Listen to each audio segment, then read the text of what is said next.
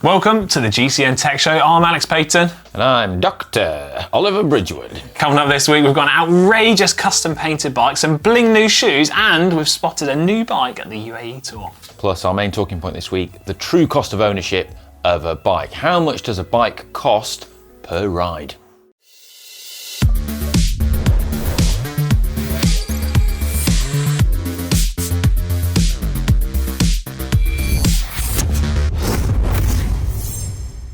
First up, let's take a look at last week's poll. So last week we asked if you thought time trial bikes were too dangerous to be used on public roads. Shall I hit us with the results? Go for it. Right, 31% of people said no, whereas 69% of people said, yeah, they're too dangerous.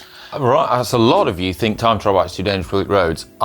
Just knowing from time trial bike sales figures, 69% of the people that voted in that have probably never ridden a time trial bike. That's actually a good point. So that is one thing, how many of those people who say they're too dangerous have actually ridden one? Wout van Aert waded into the debate. Oh, he did, in an interview with Nieuwsblad, and he was asked what he thought about Froome's comments on them being dangerous. He said, simple, it's bullshit. I didn't catch that, mate. Sorry. Anyway. Interesting. So he doesn't agree either. Oh, okay. Anyway, our main talking point this week is about the true cost of ownership of a bike. Now, when you buy a car, it's common to calculate these things and look into it. You look at the depreciation, the mileage you're going to do, the servicing, the repair costs over a typical period.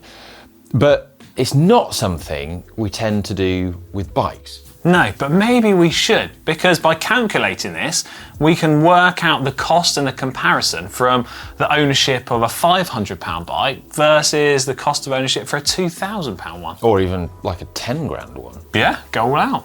Yeah, because some bikes can almost cost as much as cars. Some bikes cost more than cars. Yeah. Anyhow, what got us thinking about this was a GCN fan, Alex Miller, who has actually come up with a calculator to work out the true cost of ownership of a bike, where you can put in various inputs, and he sent it across to us. So thanks for that, Alex Miller. So you can input the purchase price of the bike, the tax you would pay on that, your annual mileage that you're going to do, how long you're planning to own the bike, and also what the residual value, which is an estimation of what the bike's going to be worth at the end of that period, so 4 or 5 years. You can put in whatever period you want, however long you're going to own it. It also makes some assumptions, doesn't it, about the things like cost of repairs, sort of maintenance intervals and schedules. So there are some, and the tax of the bike as well.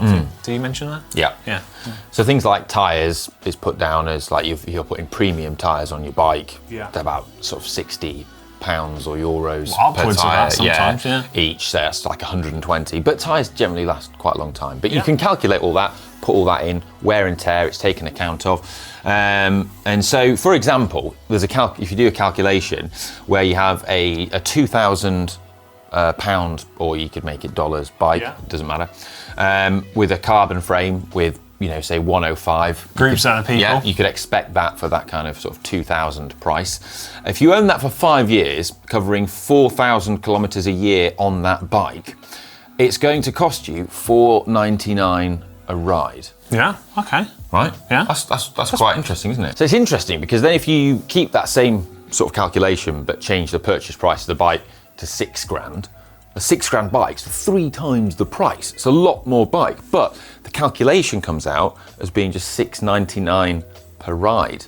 So if you break that down in terms of the cost per ride of the 2 grand versus the 6 grand, it's only 1.7 times more expensive per ride, which makes it seem a lot better, doesn't it? Yeah, well, it feels much more justifiable when you express it that way. And certainly probably much more justifiable to your other half when they're saying, "What? You bought a 6 grand bike?" Yeah, it's just a £5 a ride. Don't worry about it.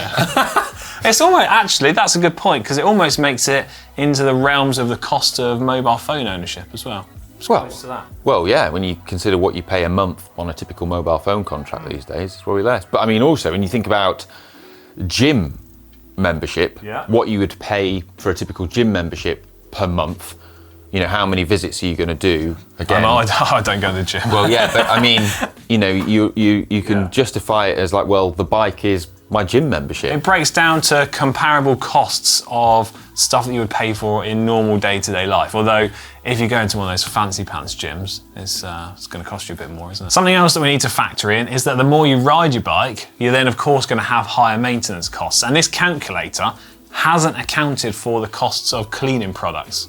So in winter, you ride your bike and it gets filthy dirty, and pretty much within reason, you need to clean it every single time. Now, with regular cleaning, things like chains and cassettes are going to last a long period of time, but we do need to account for that.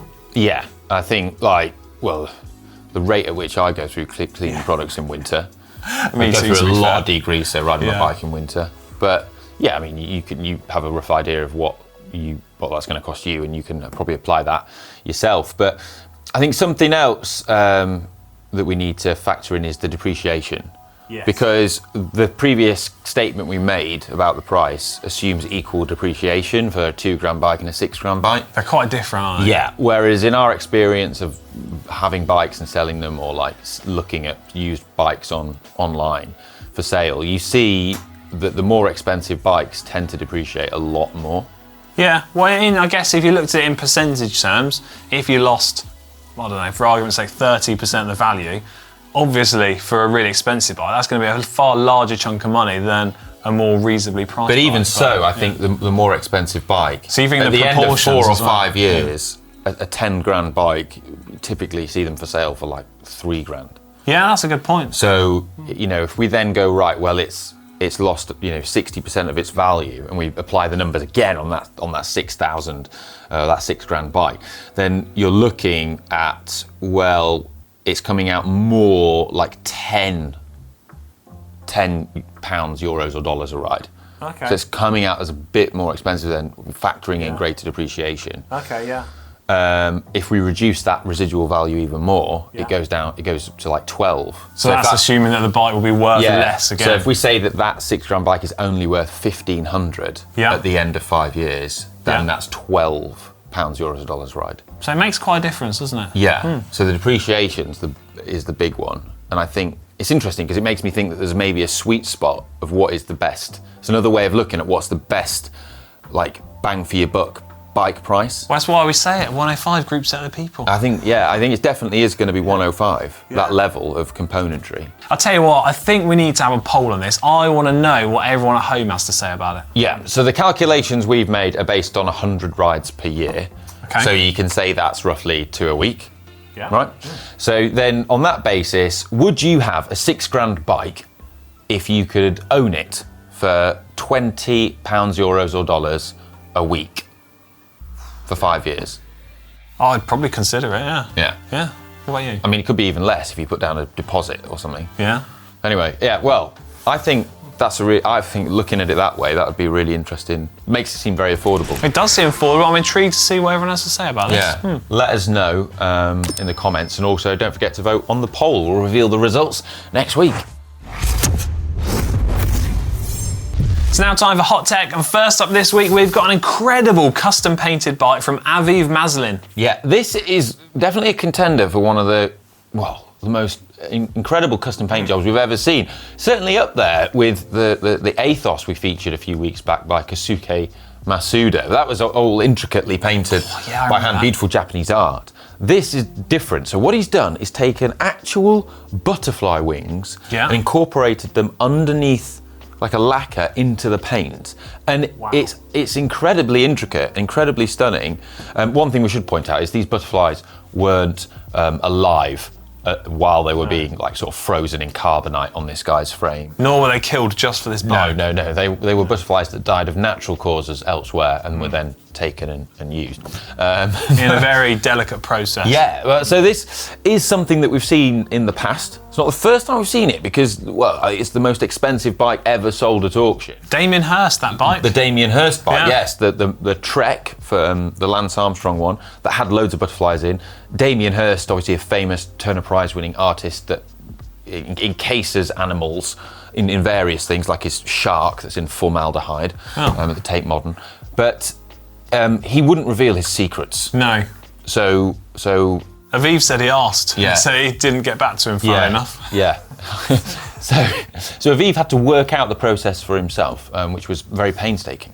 Yeah, so I've got some information that he's uploaded onto the app here and saying about how it was so difficult with how delicate he's got to be with not damaging the wings of the butterfly because the colours are so vibrant that you don't want to lose any of that. Yeah, and apparently the colours on the butterfly wings can run and fade when you apply lacquer onto them. It's incredible. But he's managed to, with lots of trial and error, managed to work out how to do it. And so he also wants to sort of raise awareness for sort of butterfly and sort of rainforest conservation and stuff. So these are the butterflies that are on there. This is really cool. It's interesting. So there's a red glider on the top tube, which is the only true red butterfly in the world. It's from Central Africa. Yes. There's also a sunset moth on the down tube. Apparently this is a butterfly from Madagascar that has just incredible colours on it. He put one on his helmet as well because he's custom painted his helmet.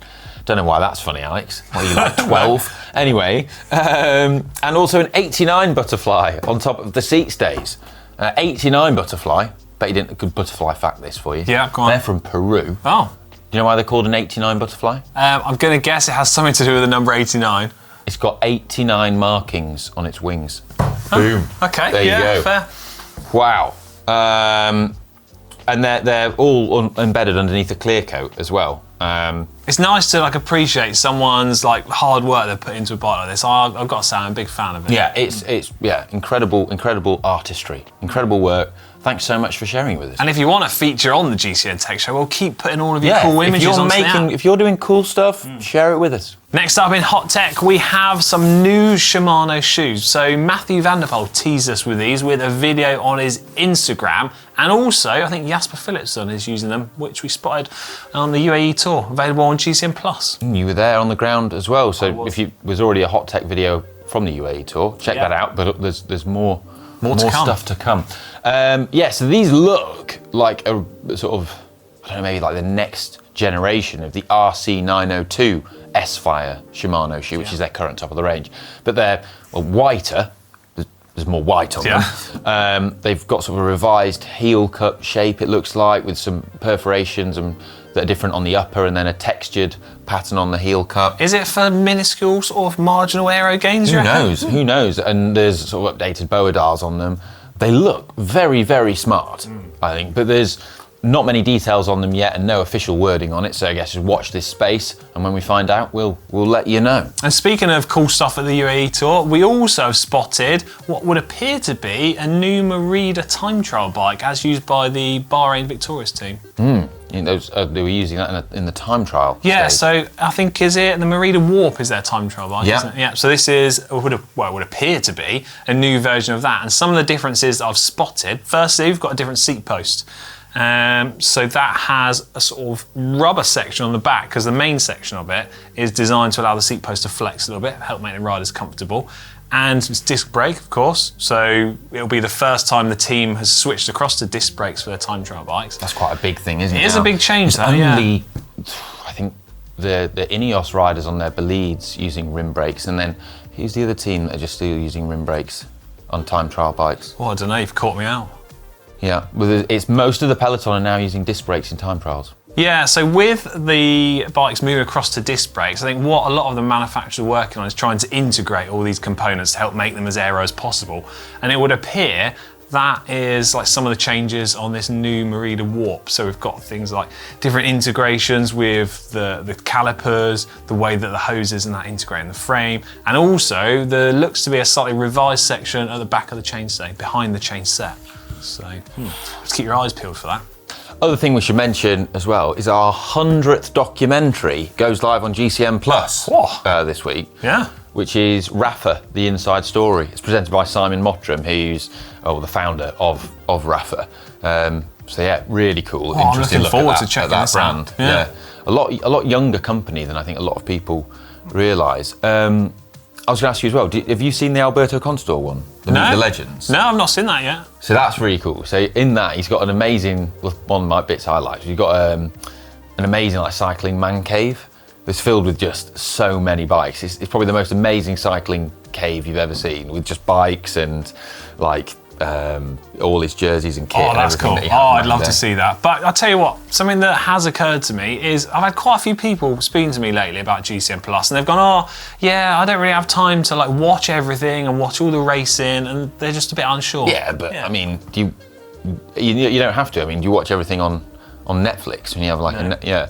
I think it's probably that, but also there's with the racing, there's a lot of racing on there, but there's short form and long form highlights of most of the races that are on there, so you can quickly get up to speed, catch up, see the results, and it's all available on demand. Oh, and online. on mobile phones as well, so you could just catch up with everything while you're on the train commuting. There's so much racing I'm looking forward to as well. This weekend is opening weekend. Kerner Russell's Kerner on Loop Pet Newsblad. Oh, that's going to be mega. Yeah, can't wait. Anyway, more hot tech next week. Time for the best bike shop in the world this week. This is part of the show where you submit, your bike shop that you nominate to be the best in the world. You can submit it in the GCN app, and it's all about celebrating local bike shops, which is the core of cycling and what we love. So just let us know a brief description of why they're a deserving winner, what they do that's different, what they do that's special, and they might win our coveted award. To submit a bike in the show, go to the upload section in the app and then select the images or videos you want to use in your submission. Click next in the top right hand corner, then click other, fill in the title and description, and importantly at the end of your description, make sure you use the hashtag bike shop. Perfect. Shall I hit us with this week's best bike shop in the world? Do it. It is Oliver's Bike Shop, and it has absolutely nothing to do with you, luckily. So, if it was mine, it wouldn't be the best bike shop in the world. So the information that we've got here, it says that they were fed up having to travel miles to their nearest decent bike shop, which was in Shepton Mallet in a distance from Warminster. That's not that far from my house. So their son Oliver decided to get SciTech qualified and opened up his workshop. So 1 year down the line and a move to Tidworth, and many happy customers later, he's just received the most inspirational award from the local Chamber of Commerce. That's really cool, isn't it? That is really cool. Another brilliant thing, he volunteers with an early intervention group. And helps train them how to maintain and fix bikes. So this is young individuals, sort of 16, 17 years old, who are maybe veering down the wrong path in life, getting involved with the wrong crowd. Oh no. Oliver here comes in, sorts them out, teaches them how to look after, maintain, fix bikes, gets them doing more positive things. That's brilliant, isn't it? Well, it's better than brilliant. I think it's incredible. Yeah. I've also had a look at his website, which incidentally, I've got to say, it's a cool looking website. I like the design of that. And there's a section on there called Donate a Bike, because he says quite a lot of people end up giving him bikes that they don't maybe need, or a little bit, getting on a little bit, a bit old, need a bit of fixing up. So what he does is he fixes them all up and then donates them to people that are maybe enduring some financial hardships or going through a difficult period of time in their life. And then he's presenting them with a perfectly working bike. Absolutely brilliant, isn't it? Yeah. Positive things like this are great, and just more sort of bikes in the world, the better the world is. We need more people like Oliver. We do. Not me, just to be clear. Yeah, well, anyway, keep those bike shop submissions coming over in the GCN app, and God, I love picking these all out. Yeah, it's so good to be able to shout about things like this, and we hope you guys appreciate it too. Big up Oliver's Bicycle Workshop. Now time for the Bike Vault, Alex's favourite part of the show, where you submit pictures of your bikes in the GCN app, and we judge them to be either nice or super nice. And there is also, for the truly exceptional bikes, exquisite, beyond categorisation, a further category of which we cannot speak of. It's so rare. Might not, probably not going to happen. Anyway, first up bike this week, what we got? Most super nice bike from last week is from M Valent 9. Yeah. Which is a System 6 high mod, is that right? Yeah, it is. With it's got Zip 404s on it. Yeah. New Durace. It's nice. It's nice, but no. It's just a nice. Yeah, I'm sorry. It's just a weird angle, weird lighting. And leaning your bike up like that, you might as well ask for it to fall over. Yes. No. Okay. Nice. Right, first up this week is V4DO. Trek Madone SL7. Ooh. What do you think of that? I like that. Yeah, well presented, although Cranks are sort of weird Cranks in the are wrong the place. opposite. We've got. I don't like the railing backdrop. We have a red or orange valve cap on the rear. Front, yes, nice. Next, we've got a tarmac SL7 S-Works. From B Radley 79. Yep, I take issue with the way that the photo is cropped. The bike is not central in the frame. Digging those water bowls though. I would like a Yeah, but I don't. That underslung, that weird underslung light thing at the front. Oh yeah. Nice. Next, we've got. Yeah, okay, I might vote on it as well. Next, we have nice. a Avenge Vias. Yeah. Wow. I mean, look at that seat post. Oh my goodness. That's not a real human being that's riding that. No, well, no, that can't be real. They're even taller than Connor if they're riding that. There's maybe a T-Rex riding it. They've got massive legs and like little arms like this. That's ridiculous. That's not real. I think that's a nice. We're being trolled. Yeah, we're being trolled. It's a nice. Ridiculous. And it's in smally middlesy. Next up is another Trey _. in one. Just don't rush the process. What have we got? Right, a lot of issues here. Yeah. I mean, there's a chimney. It's in smally bigs. The wheels are weird, like orientation. Yeah. And it's like Connor Dunn has taken a picture of Hank's bike. It's an odd... the angle. Yeah, odd angle. What's going on with that? These, Nice. I'll tell you what, we've been a bit lenient over the last few weeks. I feel like people are trying to take advantage of that. Nice. What have we got last? This is the last one this week. Better be good. Yeah, well, it's a lot Henry better. hops on Parks and Parks Band Evans. What? Henry Hop. This is his name. Henry hops on Parks Band Evans. Bandy Evans. Heron Hopson Parks Bandy Evans. What do we reckon? He's got an Allied.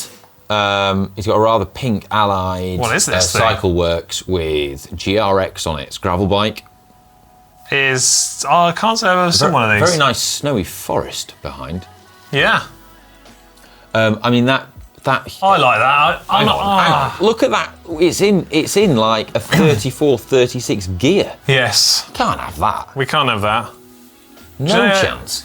I'm going to vote this a nice. It's a nice. Do you know what we're going to have to do? Right. What? So I've got a picture of my own bike. So when I was in Abu Dhabi the other week, what do you make of this? That's a super nice. That's a super nice. That. What we'll do is I will upload this onto the GCN app as soon as we've finished the show. Show them how it's done, Alex. And I'll show them how it's done. And I want everyone to vote on it. And next week, I'll see how many nice or super nice I get. Yes. Oh, don't let me down, everyone. Come on, be kind. Right, well, that's it for the Bike Vault this week. I hope people actually do better next week. It's pretty disappointing. Bit down with the show. I hope you've enjoyed it. And we'll see you next week. Subscribe and all that if you've not already and don't want to miss a video. I am going to watch that Contador doc though. That sounds really cool. Yeah. See you later.